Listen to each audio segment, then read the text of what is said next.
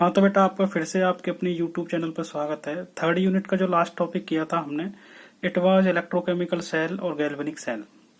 ठीक है, आज जो हम करने वाले हैं this is electrode potential. This is electrode potential. अब ये इलेक्ट्रोड पोटेंशियल क्या है? अब जैसा कि एक बार इसको डेफिनेशन को हम पढ़ते हैं, the electrical difference between metal rod and their respective electrolytic solutions called electrode potential. अब जो लास्ट में आपने इलेक्ट्रोकेमिकल सेल किया था, जैसे ये हमारे पास इलेक्ट्रोकेमिकल सेल था, इसमें बताया है इलेक्ट्रोड पोटेंशियल की मैं बात कर रहा हूँ। जो ये मेटल रॉड है, जैसे यहाँ मेटल रॉड जिंक है, जिंक सल्फेट का सॉल्यूशन, इधर की साइड मेटल रॉड कॉपर है, कॉपर सल्फेट का सॉल्यूशन। तो जो ये मेटल रॉड और उसका रेस्पेक्ट में उसका इलेक्ट्रोलाइटिक सॉल्यूशन, इन दोनों के बीच में इलेक्ट्रिकल डिफरेंस को ही इलेक्ट्रोड पोटेंशियल का नाम दिया है। Metal rod and their electrolytic solutions, इन दोनों के बीच में इलेक्ट्रिकल डिफरेंस को ही किसका नाम दिया है बेटा? इलेक्ट्रोड पोटेंशियल का। ठीक है, उस डिफरेंस से हमें पता चलेगा कि ये जो हमारे पास ये वाला जो पार्ट है, ये वाला जो इलेक्ट्रोड है, वो इलेक्ट्रॉन लूज करेगा, गेन करेगा, वो डिफरेंस से हमें क्लियर होगा। तो इलेक्ट्रोड पोटेंशियल हमारा क्या है? This is the electrical difference between electrical difference between metal rod and their respective electrolytic solutions. और एक्चुअली में इसका यूज क्या पड़ा, क्या कहाँ जरूरत पड़ी? तो ये बेसिकली हमें ये जो इलेक्ट्रोड पोटेंशियल है ये बताएगा कि कोई भी हमारे पास सेल है, कोई भी हाफ सेल है, वो कितने इलेक्ट्रॉन गेन करता है और कितने इलेक्ट्रॉन लूज करता है। कौन बताएगा? Electrode potential.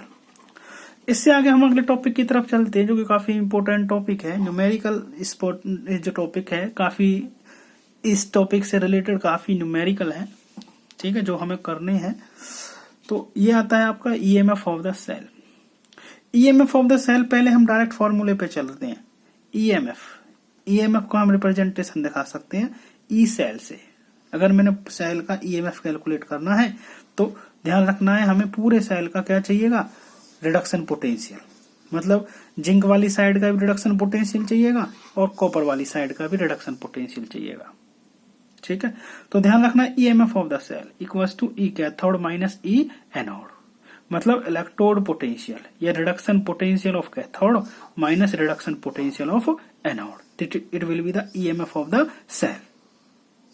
ई सेल लिखा दिया यहाँ, reduction potential of cathode minus reduction potential of anode. अब अगर आपको ध्यान रखना है, अगर आपके पास ऑक्सीडेशन एक साइड में तो रिडक्शन हो रहा था हमारा सेल में, भाई जो हमारे पास कॉपर वाली साइड थी, कॉपर वाली साइड में था हमारे पास रिडक्शन, बट जिंक वाली साइड में तो था ऑक्सीडेशन। बट हमें वहां जिंक वाली साइड में ऑक्सीडेशन था। अब इस ऑक्सीडेशन को मैं रिडक्शन में कैसे ले जाऊं? क्योंकि ईएमएफ में हमें दोनों साइड की रिडक्शन पोटेंशियल चाहिए, इसका रिडक्शन पोटेंशियल माइनस इसका रिडक्शन पोटेंशियल। तो ध्यान रखना है जो ऑक्सीडेशन पोटेंशियल होता है उसकी नेगेटिव वैल्यू रिडक्शन पोटेंशियल कहलाती है। मतलब अगर मैं ऑक्सीडेशन पोटेंशियल को रिडक्शन में अगर कन्वर्ट करना चाहूं तो मैंने जो ये वाले हाफ सेल है इसका ऑक्सीडेशन पोटेंशियल को वो साइन चेंज कर दूंगा, वो किस में हो जाएगा? रिडक्शन में हो जाएगा। ठीक है, तो लिखा भी है मैंने oxidation potential equals to minus reduction potential. बात समझ में आ गई नहीं आ गई है? या reduction potential equals to minus oxidation potential, बात एक किया। तो this is the EMF of the cell, E cathode minus E anode. Electrode potential या reduction potential of cathode minus reduction potential of anode. देखिए आगे। अब हम जैसा कि हमने ये जो कंप्लीट सेल किया था, ये जो कंप्लीट सेल था डैनियल सेल, इस सेल में हमारे पास एक हाफ सेल ये है, एक हाफ ये सेल ये है, दोनों को कनेक्ट कर रखा है एक अपर सर्किट से और एक इनर सर्किट से। अब पूरे सेल का फिर इलेक्ट्रोड पोटेंशियल निकल के आया। आई मीन जो हमारे पास एमीटर ने जो इसका वोल्टेज दिया, this is 1.10 volt complete cell का। अब हमें ये पता लगाना है, ये तो पूरे सेल का था। अब मैं कैलकुलेट करने जा रहा हूँ हाफ सेल का, कि भाई हाफ सेल का इलेक्ट्रोड पोटेंशियल बताओ, ये हाफ सेल या ये वाला हाफ सेल, मतलब ऑक्सीडेशन वाला हाफ सेल या रिडक्शन वाला हाफ सेल। तो हाफ सेल की इलेक्ट्रोड पोटेंशियल मैंने कैलकुलेट करनी है। पूरे सेल की इलेक्ट्रोड पोटेंशियल तो इतनी है, हाफ सेल की कैलकुलेट करनी है। और हाफ सेल की कैलकुलेट करने के लिए हमें एक साइंटिस्ट जो है हमारे, उन्होंने अलग से एक डिवाइस बनाया है जिसका हम नाम देते हैं स्टैंडर्ड हाइड्रोजन इलेक्ट्रोड का। किसका नाम देते हैं उसको? स्टैंडर्ड हाइड्रोजन इलेक्ट्रोड का। शॉर्ट में बोल देते हैं इसको SHE। और उसका दूसरा नाम है नॉर्मल हाइड्रोजन इलेक्ट्रोड। दूसरा नाम क्या बेटा? Normal hydrogen electrode.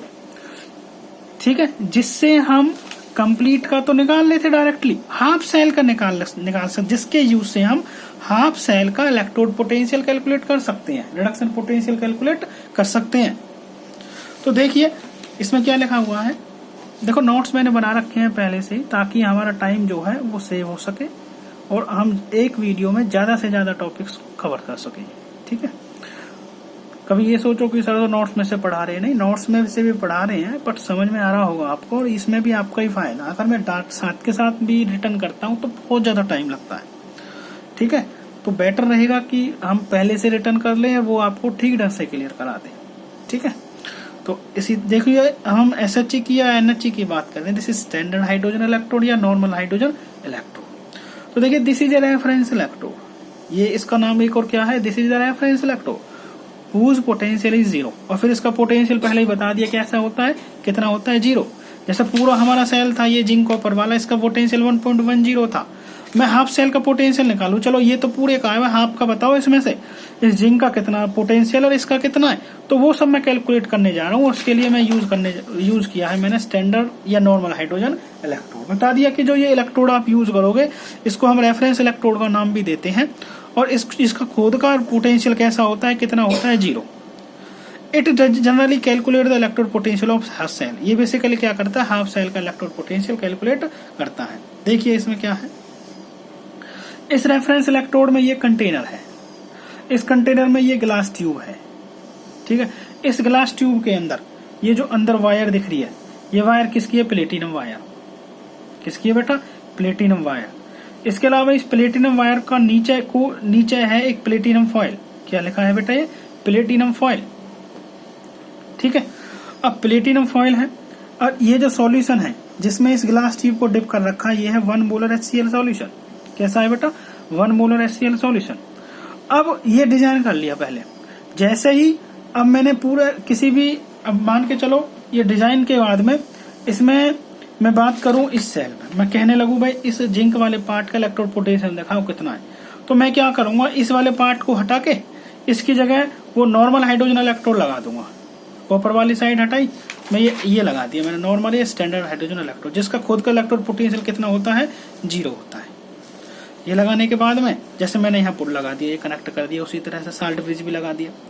तो फिर ये क्या करेगा, ये इस हाफ सेल की इलेक्ट्रोड पोटेंशियल निकाल के बता देगा। तो ध्यान रखना, जैसे ही इस हाफ सेल को हम इससे कनेक्ट करते हैं तो ये अपना इसमें कुछ वर्किंग जो आती है वो कुछ चेंजेस आते हैं। वो चेंजेस क्या आते हैं कि एक तो इस सेल, ये जो सेल है आपका नॉर्मल हाइड्रोजन या स्टैंडर्ड हाइड्रोजन इलेक्ट्रोड, इसमें से हाइड्रोजन गैस इवॉल्व होती है, बबल्ड होती है। कौन सी गैस बबल्ड होती है, हाइड्रोजन। ये बबल्स जो दिख रहे हैं आपको ये वाले, ये किसके बता रखे हैं, हाइड्रोजन गैस बबल्ड। इसके दौरान यहाँ इस गिलास से भी कौन सी गैस निकलेगी, हाइड्रोजन गैस। ठीक है, बात समझ में आ गई। अब अगर मैं बात करूं भाई हाफ सेल का इलेक्ट्रोड पोटेंशियल निकाले, तो अब मैं इस जो स्टैंडर्ड हाइड्रोजन इलेक्ट्रोड है, इस स्टैंडर्ड हाइड्रोजन इलेक्ट्रोड अगर मैं इसकी जगह इस कॉपर वाली साइड की जगह इसको लगा दूं, तो ये इस वाली जिंक वाली साइड का इलेक्ट्रोड पोटेंशियल निकालेगा। तो मतलब यहाँ ये जो हमारे पास SHE था, ये हमारे पास ऑक्सीडेशन का ही काम करेगा, बट ये किसका करेगा, फिर ये जो SHE अगर मैं यहाँ लगा दूं, ये रिडक्शन का काम करेगा। किसका करेगा भाई, रिडक्शन का। बात समझ में आ रही है। तो रिडक्शन वाली रिएक्शन इसकी अलग होंगी। अगर मैं इस वाली साइड का कैलकुलेट करवाता हूं तो फिर मैंने ये वाली साइड हटा के इसकी जगह SHE लगा देना, तो फिर इस वाली हाफ सेल का क्या निकल जाएगा, इलेक्ट्रोड पोटेंशियल। समझ में आ रही है। तो इस वाला जो हमारे पास इस तरह से ये हमारे पास ऑक्सीडेशन का काम भी करेगा, रिडक्शन हाफ सेल का काम भी करेगा। तो इसकी जो रिएक्शन है मैं बताने जा रहा हूं कि ऑक्सीडेशन वाले पार्ट में कौन सी रिएक्शन दिखाएगा ये, और रिडक्शन वाले पार्ट में कौन सी दिखाएगा। तो देखिए एनोड पे अगर ऑक्सीडेशन वाले पार्ट में इसको यूज करते हैं तो आपको ये रिएक्शन दिखानी है, H2 जो गैस है it will convert into 2H positive plus में 2E नेगेटिव। बट एनोड पर तो ऑक्सीडेशन होता है, तो यहाँ पर 2 इलेक्ट्रॉन निकाल के दिखा देंगे। हाइड्रोजन कितने इलेक्ट्रॉन निकालेगा, 2। It will convert into, it will formation of H positive, 2H positive. ये तो ऑक्सीडेशन। अगर वो कैथोड पर यूज करवाते हैं, कैथोड मतलब कॉपर वाली साइड की जगह अगर मैं यूज करता हूं तो वहां रिडक्शन का काम करेगा, और रिडक्शन पर इलेक्ट्रॉन गेन होते हैं, तो इस वाली रिएक्शन को मैं उल्टा करके दिखा दूंगा। तो इस तरह से हम SHE जो है, SHE से हम क्या निकाल सकते हैं, SHE से हम क्या निकाल सकते हैं, हाफ सेल का इलेक्ट्रोड पोटेंशियल। ठीक है, ये रिएक्शन आपको ध्यान रखने, अगर इसको मैं ऑक्सीडेशन वाले पार्ट पे यूज करता हूं तो ये रिएक्शन एनोड पे, अगर रिडक्शन वाले पार्ट पे करता हूं तो ये वाली रिएक्शन आपको यूज करनी है। ठीक है, आगे देखिए भाई।